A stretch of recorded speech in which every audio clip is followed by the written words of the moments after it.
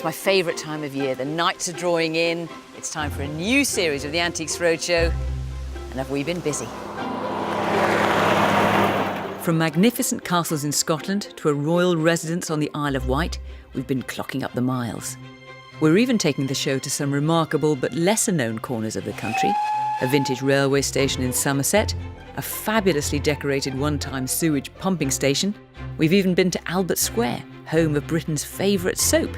They're all set to star in the weeks ahead.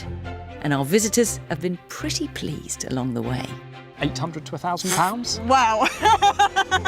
What? £20,000. Goodness.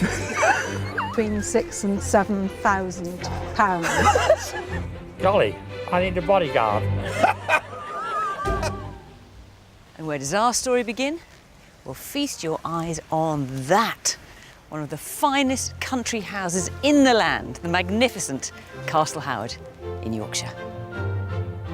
This year, we're celebrating 40 years of the Antiques Roadshow. And this was one of the locations when the team first braved the great outdoors.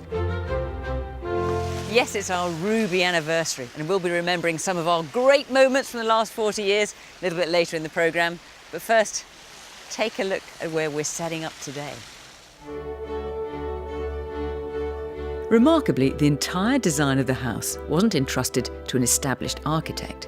Instead, the Howard family, who've lived here for 300 years, gave the job to a bawdy, flamboyant playwright, John Vanbrugh, who created this stage set in 1699. Never having built anything before, but unhindered by self-doubt, Vanbrugh created a masterpiece. And at its heart is this central hall and dome, look, rising 70 feet up into the air.